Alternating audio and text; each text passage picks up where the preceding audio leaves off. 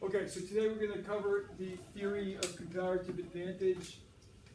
These are some of the ideas we're going to talk about: absolute advantage, comparative advantage, specialization in trade, and the terms of trade. Okay.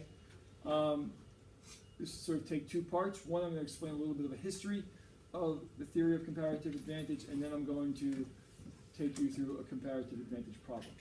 Okay. The problem I'm going to work is the problem which is on the website as the problem of the day. Okay, so how many of you did the problem of the day? Okay, so if you did it, I'm going to do it up here, and you can figure out whether or not you got it right or wrong. All right, so with comparative advantage, it's a theory which was developed by an economist from the 19th century. His name was David Ricardo. He's a British economist. Ricardo lived in the early 19th century when England was still primarily an agrarian economy, but was certainly industrializing by that point. But most output at that point in England was farm output. Most of that farm output came from these huge manor, these huge farms, essentially, which were owned by the lords in England. Okay, the lords were both the owners and managers of these huge farms, and they were also the members of Parliament. Right? They sat in Parliament. So these lords made a great deal of their income from the grain which was grown on their farms. Okay, as it turned out, grain from the continent, from Europe, at this point in history, sold more cheaply than grain in England. The European countries were able to make it more efficiently than the English. And so the English lords, in the House of Lords, passed a series of laws called the Corn Laws. Okay, and the Corn Laws essentially imposed a tax or a tariff on foreign imports of grain. What that meant was if you were in England and you bought grain from abroad, you had to pay a tax on it, which effectively made that grain more expensive. If you bought grain at home, no tax, it's relatively cheaper, which essentially allows those English farms, those English grain producers to compete, right? And it protects British industry, right? Protects British markets. And so it's good for which English people?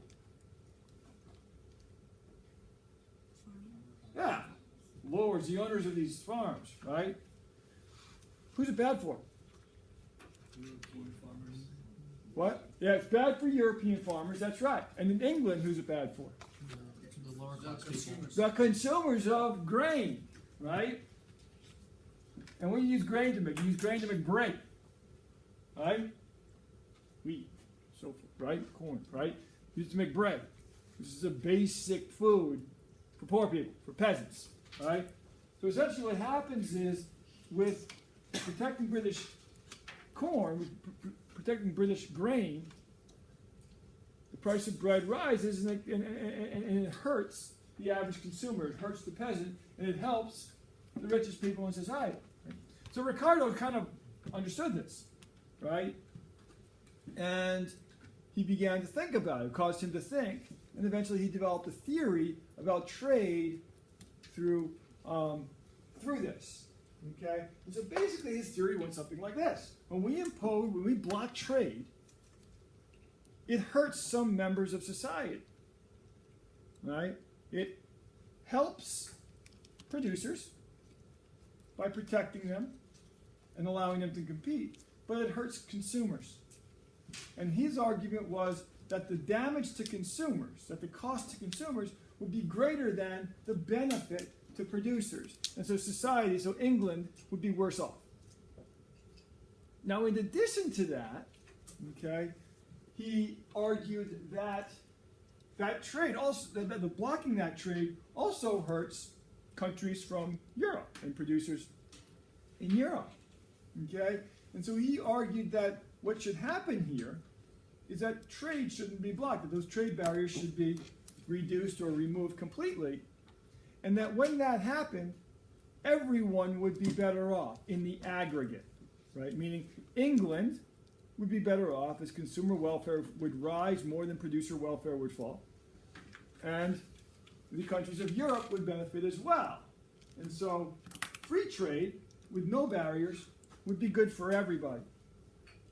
Now that wasn't very intuitive, right? You would think that if we block trade from abroad, that's going to help us, right, and hurt them. But what Ricardo's great insight was, it'll help everybody. Okay, now I'm going to give you a way of thinking about this. I'm going to give you two examples. Okay, one I'm just going to explain to you. The other one I'm going to do as a numerical example on the board. Okay, I want you to sort of do a little thought experiment. Think about two countries today, Saudi Arabia and the United States. Okay. In the United States is really well suited, really well positioned to produce grain, wheat, corn, other kinds of agricultural output like soybeans. Why?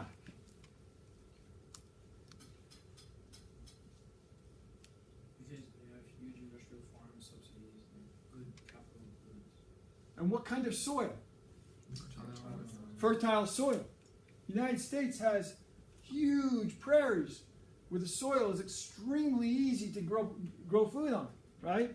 It's cheap. You just spread some seeds and it grows, right? It rains and it doesn't take much effort. Now that's not exactly true. My mother grew up on a farm in Iowa and she had, a family of 8 kids who worked really hard to grow food. But it's a lot easier to grow food, to grow corn and wheat and other kinds of food in the United States than it is in a place like, say, Saudi Arabia.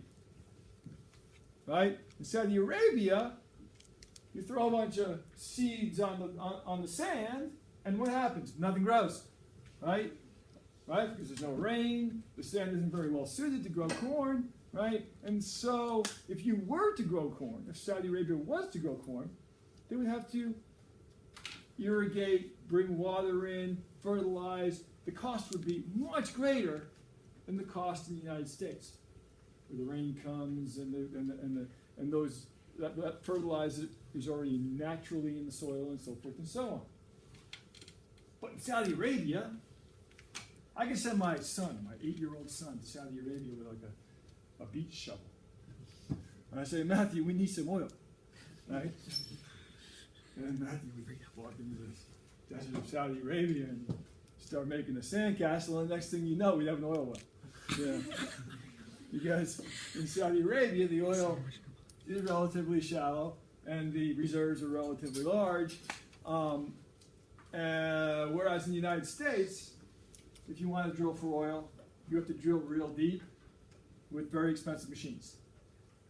And so in Saudi Arabia, you can get the oil out of the ground a lot cheaper than you can in America. Okay? So now think about this world. Saudi Arabia could produce everything for itself. It could produce grain for itself and oil. And the U.S. could do the same thing. Produce grain and oil. Okay? So you have closed economies, they don't trade. But for Saudi Arabia, okay, in Saudi Arabia, it might take 100 people to produce a barrel of oil. Whereas in the United States, it might take 200 people to produce a barrel of oil. Where would we prefer that oil is produced? In Saudi Arabia, right? In Saudi Arabia, right, they can get essentially twice as much oil for the same amount of resources, right? Now, it might be the opposite in America. You might need 100 people in America to make a bushel of wheat, and in Saudi Arabia, you need 200 people to make a bushel of wheat. We prefer to make the bushel of wheat in the United States, and if the United States did it, we would get twice as much wheat. So now, if we ask the question, how can we craft a world where there will be as much output as possible for everyone? We would craft that world so that the U.S. produced grain and grain only, and Saudi Arabia produced oil and oil only. And if that were the case, we'd have more oil and more grain than if the two did it separately, correct? Okay. Now, the problem with this world is that in the United States, you have lots of food and no fuel. And in Saudi Arabia, you have lots of fuel and no food. So how do we solve that problem? We trade. Okay? Okay, so Saudi trades oil for grain, and America trades grain for oil. And now they both have grain and they both have oil, and they both have more grain and more oil than they could in a situation where they tried to produce each by themselves. Okay? So that's Ricardo's great insight, or one of his great insights, is this, that when countries specialize in the goods which their resources allow them to produce most efficiently, and then trade with other countries who make other goods more efficiently, everyone benefits. Everyone has more. Okay? And so therefore we conclude that countries shouldn't block trade. When they block trade, that hurts them. When they allow trade, that helps them. Okay? And essentially, in a nutshell, that's the theory of comparative advantage. Now in the AP exam, you're going to be asked to solve problems related to comparative advantage. You're going to be asked to determine in any given situation which country produces a good more efficiently. Which country has the comparative advantage in the production of a good. Okay? Determine which country should specialize in which good, and so forth and so on. So I'm going to explain sort of how to do that. Okay? On the AP exam, you'll get two kinds of questions. So output questions and input questions. I'll explain both right now. Okay? So the problem on the webpage, the problem of the day, okay, involves two countries, the United States and Japan, producing two goods, cars and grain. Okay? And so this here is an output problem. So in this problem, it states that the United States can produce, each worker in the U.S. can produce 4 cars per year and 10 bushels of grain per year. Okay? I mean, I think it states that there's 100 million workers. That number actually doesn't really matter. Okay? And each worker in Japan can produce 4 cars per year and 5 bushels of grain per year. Okay? So these numbers are outputs. All right? 4 cars, 10 bushels of grain, 5 bushels of grain. Okay?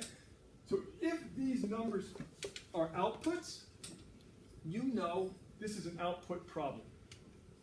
Okay? So the first thing you do when you get a problem like this, you might get the matrix. If you don't get the matrix, you set up the matrix. Okay? And you ask yourself the question, what are these numbers? Are they inputs or are they outputs? These are outputs, so you know you have an output problem. The next thing you need to do is determine the opportunity cost for each country of producing a car and the opportunity cost for each country of producing grain. Okay? And so the question here is, when the United States produces 1 car, how much grain does it have to give up?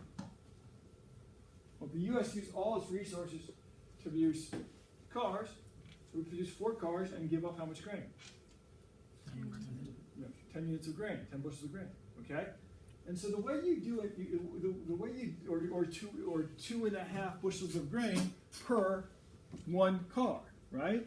And so the way you do an output problem is to remember that with output problems, output begins with the letter O. You take the numbers, in this case 10, and you put it over. Okay, so output O over O, right? You put it over the other number. So here you put the 4 over here. You put the 5 over here. And you put the 4 over here, and those are your opportunity costs. And so, for the United States, the opportunity cost of producing 1 car is 2.5 bushels of grain. For Japan, its opportunity cost is 1.25 bushels of grain. Who has the lower opportunity cost? Japan. Okay? So what I do is I circle the lower number. What that means is that Japan can produce cars while giving up less grain than the United States gives up when it produces cars. it has a lower opportunity cost. So Japan should produce cars, or it should specialize. Yeah. Okay. 10 minutes? Yeah. Okay, let's keep going. 2 minutes left. Thanks. All right, so Japan should produce cars. Right? When the U.S. produces grain, it gives up how many cars? 4/10 or 2/5 of a car, right? 0.4. When Japan produces grain, a bushel of grain, it gives up 4/5 of a car. So who has a lower opportunity cost in grain? U.S. Circle that, and we would say Japan should specialize in cars, the U.S. should specialize in grain. Okay? The United States is going to produce grain while Japan produces cars, which seems to make some sense. Right? Okay.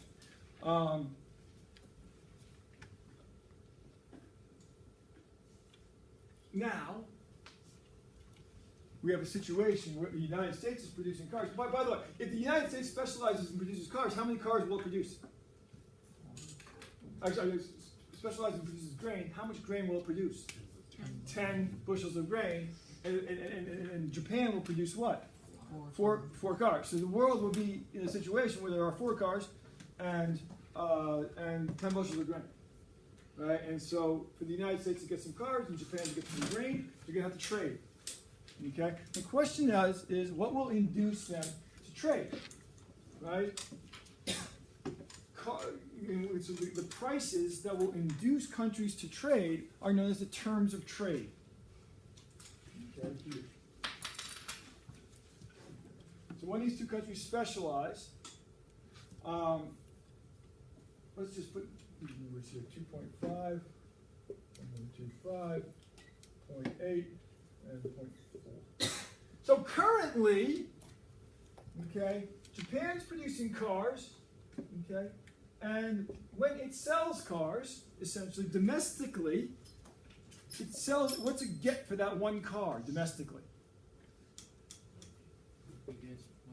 It gets 1.25 bushels of grain. It can trade one car for 1.25 bushels of grain. Well, so for Japan, so for a Japanese business, for a Japanese car maker to sell to a U.S. consumer, that car maker in Japan is going to have to get more than what? 1.25. More than 1.25 bushels of grain. Otherwise, why trade with Americans? You might as well just sell in Japan, right? In the United States, currently, American consumers pay what for a car? 2.5 bushels of grain. And to induce an American to buy a Japanese car, the Japanese businesses are going to have to sell their cars at a price lower than 2.5 bushels of grain. And so we would say, in order to induce trade, the terms of trade are going to have to be somewhere between where one car is less than 2.5 bushels of grain, but greater than 1.25 bushels of grain, and we would call that the terms of trade. Thank you. Now,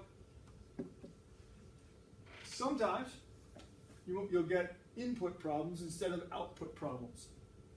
Okay, so I won't go through this entire input problem, but I want you to know how to tell the difference. Okay? So if we were to forget that and say that these numbers represented something different like this. In the US, it takes 4 workers. You might also say 4 hours. Okay? There's 4 workers to produce 1 car. In Japan, it takes 4 workers to produce 1 car. In the US, it takes 10 workers to produce 1 bushel of grain. And in Japan, it takes 5 workers to produce 1 bushel of grain. Okay? These numbers then represent what? Inputs, right? Resources, things we use to make the outputs. So if these numbers represent inputs, then you have an input problem. Okay? With input problems, you take this number and you put it into this number. You take this number and you put it into this number and vice versa.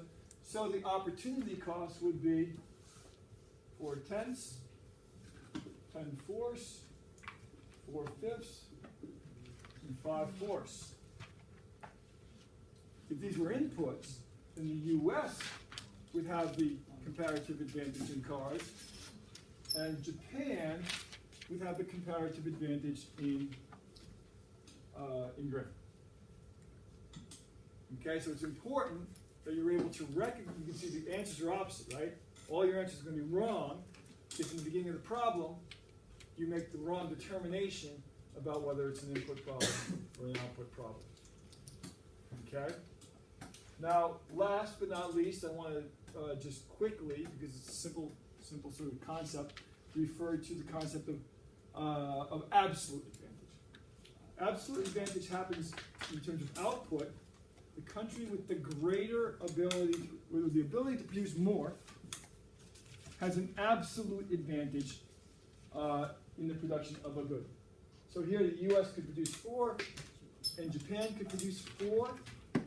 Who has the absolute advantage? Neither. You would say neither country. That would be the answer.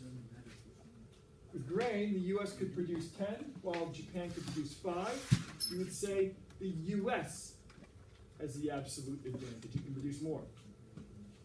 With input problems, the U.S. and Japan both need 4 workers, no absolute advantage. But the U.S. takes 10 workers to produce a bushel of grain, while Japan takes 5 workers to produce a bushel of grain. And so we would say that Japan can produce more with less, and therefore has the absolute advantage in that case. Okay? That's it. That's a wrap.